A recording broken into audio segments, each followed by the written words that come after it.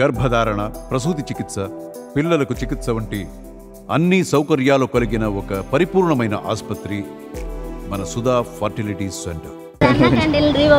వామ్మో, అన్నా క్యాంటీన్కి నమస్కారం, చంద్రబాబు నాయుడుకి నమస్కారం. చూడండి, ఎన్నాళ్ళు నడుపుతాడు అన్నా క్యాంటీన్. అమ్మ ఒడి కొట్టాడు, పిల్లలకి స్కూల్ రీఎంబర్స్మెంట్, పిల్లలు ఫీజు ఇవ్వట్లా, సంవత్సరానికి 15,000 ఇస్తాను, అవి ఇవ్వట్లా, ఫీజు రీఎంబర్స్మెంట్ లేదు, ఇదే ఉద్యోగాలు లేని వాళ్ళకి డబ్బులు ఇస్తా అన్నాడు, అది లేదు. ఇంకేం చేస్తాడు ఈయన? కూటమి ప్రభుత్వం ఏం చేస్తుంది? సంకనాగుతుందా? అన్నా క్యాంటీన్ దేనికి? ఇప్పుడు తల్లికి వందనం ఇవ్వలేనాడు, నాన్నకి ముందు ఇస్తున్నాడు, అది ఇంపార్టెంటా? పిల్లలకి స్కూల్ ఫీజు ఇంపార్టెంటా? చదివించాలి కదా. భోజనం ఎవరికి పెడుతున్నారు? పేదవాళ్ళకి, రిక్షా వాళ్ళకి, వాళ్ళకి పెట్టాలి. కానీ డబ్బున్నోడు నాలాంటి వాళ్ళకి, అంటే నేను ఉన్నోడు అని కాదు, నేను మధ్యతరగతి కుటుంబమే. వెళ్ళి చూడండి, ఎంతమంది టక్ చేసుకున్న వాళ్ళు కూడా తింటున్నారు ముందుగానే. ఏంటి అది? అది చేయడం చేత కదా. వాళ్ళ అబ్బాయి నిన్న టీవీలో చూపించారు, సగం ముక్క ఇడ్లీ, సగం ముక్కే ఇడ్లీ ముక్క పెట్టుకొని చాలు చాలు అంటున్నాడు.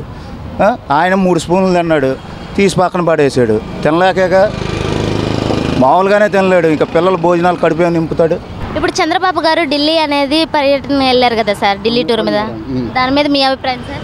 ఆయన ఏ చేసినా మంచి పనులు చేస్తారు. కాదు ఏంటి, పొరపాటు చేసి ఆయన్ని గెలిపించలేకపోయాము ఏంటి. కానీ ప్రజలు తెలుసుకొని మళ్ళీ ఆయనకే పట్టం కట్టారు. ఆయన ఎప్పుడు ఢిల్లీలో మంచి పనులు చేయడానికి వెళ్తారు, కానీ చెడు పనుల గురించి, ఆయన స్వార్థ గురించి కాదు. ఇప్పుడు చంద్రబాబు గారు ప్రధాని మోడీ గారిని కలిసే అవకాశం ఉందని అంటున్నారు. దేని నిమిత్తాన వాళ్ళు భేటీ అనేది అవుతున్నారని మీ ఉద్దేశం సార్? రాష్ట్ర ప్రయోజనాల కోసం మేడం, ఆయన సొంత ప్రయోజనం కోసం కాదు, రాష్ట్ర ప్రయోజనం కోసం ఆయన భేటీ అవుతారు. ఇప్పుడు వెళ్ళినా, సెంట్రల్కి వెళ్ళినా, ఢిల్లీకి వెళ్ళినా రాష్ట్ర ప్రయోజనాల కోసం, కానీ వేరే విధంగా కాదు. మొన్న హైదరాబాద్లో రేవంత్ గారు గెలిచారు, రాష్ట్ర ప్రయోజనాలు కలిశారు, కానీ వారి సొంత ప్రయోజనాలకి కలవలేదు సార్. ఇప్పుడు చంద్రబాబు గారు ఢిల్లీ వెళ్ళారు కదా సార్, పర్యటన చేస్తున్నారు, దాని మీద మీ అభిప్రాయం సార్? అంటే ఇప్పుడు జగన్ గారు కూడా చాలాసార్లు వెళ్ళారు, ఆయన కేసులు మాఫీ చేసుకోవడానికి వెళ్ళాడు. వీళ్ళు వచ్చే ఒక్కలు దేనికి వెళ్ళారు? మన స్టేట్ గురించి మాట్లాడుతున్నారు. ఓకే, వచ్చే ఒక్కలంటే అట్లీస్ట్ ఈ 5 yearsలో వచ్చే ఒక్కల్లా, అంటే if you are asking me about the ruling government, what we are expecting అంటే, ఇఫ్ ఈ completes little bit of capital region and Polavaram, that's enough for people. చాలా, అది 2 చేస్తే చాలు.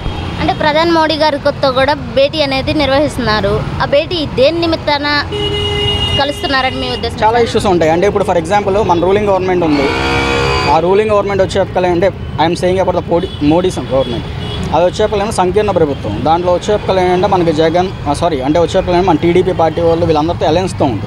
పక్కన చూసాంగా బంగ్లాదేశ్ వచ్చే ఒక్కల ప్రధానమంత్రిని వెళ్ళి కొట్టేశారన్నమాట. అలాంటి సిచ్యువేషన్స్ ఏమైనా రైజ్ అయ్యేట్టు, అలాంటి ఇంటర్నేషనల్ ఇష్యూస్ గురించి మాట్లాడుకుంటున్నారు వాళ్ళు.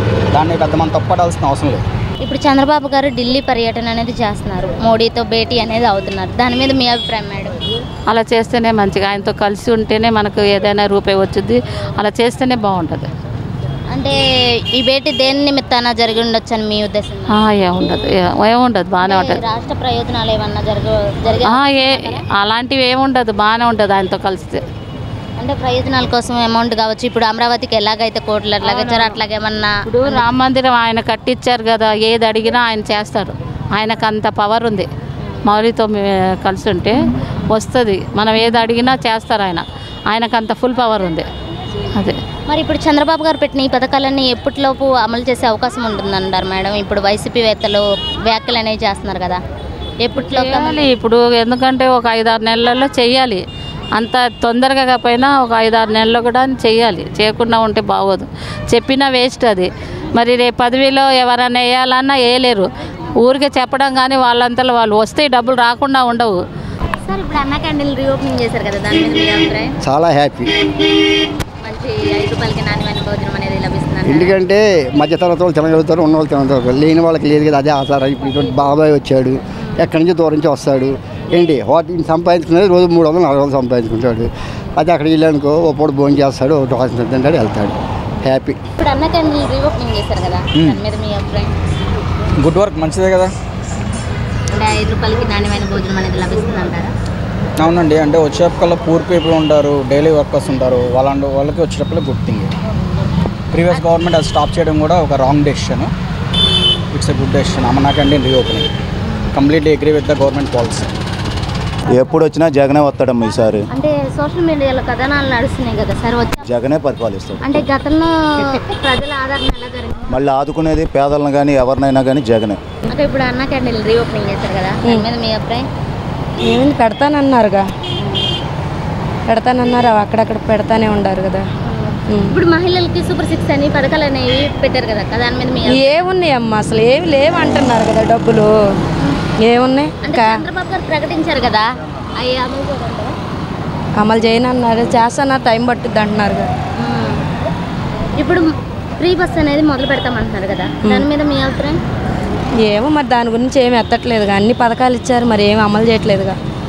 ఇప్పుడు చంద్రబాబు గారు మహిళలకి అయితే ఏది ప్రత్యేకంగా చెప్పారు, అవన్నీ ఇప్పటికే ఏం అమలు చేయలేదని వైసీపీ వాళ్ళు వ్యాఖ్యానిస్తున్నారు, దాని మీద మీ అభిప్రాయం? అంటే ఖజానా ఖాళీ అన్నారు, ఏం లేవు, ఇక నిదానంగా చేస్తారు. ఆయన కూడా ఫస్ట్ రాగానే అన్నీ ఇచ్చేసాడా, ఇవ్వలేదు కదా, ఇది కూడా నిదానంగా చేస్తాడు. అంటే చంద్రబాబు గారు పెట్టిన తల్లికి వందనం కావచ్చు, ఫ్రీ బస్ కావచ్చు, వీటి మీద కొంతమంది వ్యాఖ్యలు చేస్తున్నారు కదా, తల్లికి వందనం కాదు అమ్మకి మోసం ఇట్లా కానీ వైసీపీ వ్యాఖ్యలు పడలేదు కదా, మరి అంటే హామీలు ఇచ్చి మళ్ళీ అమ్మటే అమలు చేయలేదుగా, అందుకని అంటారులే. అంటే ప్రభుత్వం వచ్చి 3 నెలలు అయినప్పటికీ ఇంతవరకు ఏం హామీలు అనేవి నెరవేర్చలేదని కూడా అంటున్నారు, అది నిజమేనా? నిజమే కదా, మరి అవ్వలేదు కదా. అంటే ఆయన బాధ, ఆయన ఎంతో ఆశగా వచ్చాను నేను, ఏమి లేవు, ఖజానా మొత్తం ఖాళీ అంటున్నారు కదా, చేస్తారులే నిదానంగా. అంటే ఖజానా ఖాళీ అని ఇవన్నీ తప్పించుకోవడానికి ఇలా మాట్లాడుతున్నారని వైసీపీ వాళ్ళు వ్యాఖ్యలిస్తున్నారు, మరి అది నిజమేనంటారా? వాళ్ళకి వీళ్ళు అనుకోవటం. అంటే ఇప్పుడు ఖజానా లేకపోవడం వల్ల ఈ పథకాలు ఆపే అవకాశం ఉందంటారా? ఉంది మరి, అంతే కదా. మరి దీనివల్ల ప్రజల్లో వ్యతిరేకత అనేది రాదంటారా? వస్తుంది, ఫస్ట్ ఆయనకి వచ్చింది, తర్వాత ఈయనకే వస్తుంది, ఇక తర్వాత ఇంకో సంవత్సరం పోతే ఎవరు పట్టించుకోరు. అంటే జగన్ గారి కంటే చంద్రబాబు గారు ఎక్కువ హామీలు ఇచ్చారు, స్త్రీలకు ప్రత్యేకంగా అంటే హామీలు అనేవి ప్రత్యేక వాళ్ళకి ప్రాధాన్యత ఇచ్చారు అని అంటున్నారు, మరి వాళ్ళల్లో వ్యతిరేకత అనేది ఏర్పడదంటారా? జగన్ గారికి అట్లాగే వ్యతిరేకత వచ్చిందన్నారు. వీళ్ళకి అంతే కదమ్మా, ఎవరిస్తే వాళ్ళు మాట మాట్లాడేది మాత్రం కరెక్టే కదా. అన్న క్యాంటీన్ రీఓపెనింగ్ చేశారు కదా. అవును, అదే అన్న క్యాంటీన్ పెడితేనే, ఎందుకంటే ఉన్నోళ్ళు లేనోళ్ళకి రోడ్డు మీద అమ్ముకునే వాళ్ళకి, ఫుట్పాత్ వాళ్ళకి, మళ్ళీ ఆటోలు ఎక్కే వాళ్ళకి, బాగా బీదోళ్ళకి, ప్రతి వాళ్ళకి పనికి వస్తుంది. అన్న క్యాంటీన్ ఉండడమే చాలా మంచిది. అంటే పథకాలు ఇన్ని పథకాలు చెప్పి దాని గురించి ఏం మాట్లాడతలేదని కూడా వ్యాఖ్యానిస్తున్నారు, దాని మీద మీ అభిప్రాయం? అదే అంటే ఇప్పుడు పథకాలు ఏదైతే మనం చెప్పామో ఆ పథకాలు పెడితేనే మంచిది. మనం చెప్పి మన ఆ పదవిలో వచ్చేసారు పెట్టలేదంటే బాగోదు. ఏదైతే మనం చెప్పారో అది కరెక్ట్గా పెట్టాలి, లేకపోతే చెప్పకూడదు. ఓట్లు రాపోని ఇప్పుడు జనాలకి న్యాయం చేస్తే అది ఉండాలి, లేకపోతే చెప్పకూడదు. మన తాహతుని బట్టి వస్తే రాకుండా ఉండవు. మనం ఏదైతే చెప్పారో అన్ని పథకాలు పెడితేనే బాగుంటుంది. ఇప్పుడు ఖజానాలో అమౌంట్ లేదు, పథకాలు తీర్చాలంటే భయంగా ఉందని కూడా చంద్రబాబు గారు. ఇప్పుడు అలా కాదు, మీరు అది పథకాలు పెట్టేటప్పుడు ఖజానాలో ఉన్నాయో లేవో అన్ని చూసుకున్నారా? మీకు ఓటు కావాలి, మీరు పదవి కావాలి, ఇప్పుడు ఎక్కిన తర్వాత లేవు అంటే అది పద్ధతి కాదు. ఎక్కిన తర్వాత మీరు ఏదో బాధపడి పెట్టాలి, కానీ ఇలా ఖజానాలో డబ్బులు ఉన్నాయి లేవని అలా చెప్పకూడదు. మనం అది పట్టేటప్పుడే ఆలోచించుకోవాలి, మళ్ళీ ఉన్నాయో లేవో అని. అది ఇప్పుడు చంద్రబాబు గారు అట్లా వ్యాఖ్యలు చేయడం వల్ల పథకాలను తప్పించుకోవడానికి ఇట్లా మాట్లాడుతున్నారని వైసీపీ వాళ్ళు వ్యాఖ్యలు చేస్తున్నారు, అది నిజమేనంటారా? అంటే ఇప్పుడు ఆయనకు రోషం రావాలి, మన పదవిలు ఎక్కువ ఉన్నాయి అని చెప్తారు ఎంతోమంది. అలా చెప్పినా మనం అవి పట్టించుకోవద్దు. పదవిలో ఉన్నప్పుడు మన తహత్ని బట్టి మనం చేస్తాం. ఎవరో ఏదో చెప్పినామంటే పెడతాం, అంతే కదా. మనకు ఎంత పెట్టాలనుకుంటే అంతే పెడతాం, లేనిది ఎక్కడ పెట్టలేము మనం.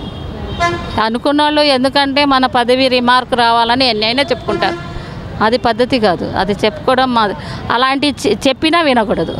అది ఇప్పుడు మహిళల కోసం సూపర్ 6 అనే పథకాలు ప్రారంభించారు కదా, అంటే మహిళలకే ప్రాధాన్యత ఇచ్చారు కదా చంద్రబాబు గారు, దాని మీద మీ అభిప్రాయం మేడం? అదే ఆయన పెట్టిన అన్ని కార్యక్రమం బాగానే ఉంటాయి, మాకైతే బాగా నచ్చింది. ఇదివరకు ఇది డబ్బుల్లో ఇచ్చేవాళ్ళు, సంక్రాంతి పండుగకని అవి పండుగ పప్పులు అవి అన్నీ ఇచ్చేవారు. మరి అదే డోక్రా గ్రూప్కి డబ్బులు వేసేవారు, 15,000 వేశారు, 3,000 వేశారు.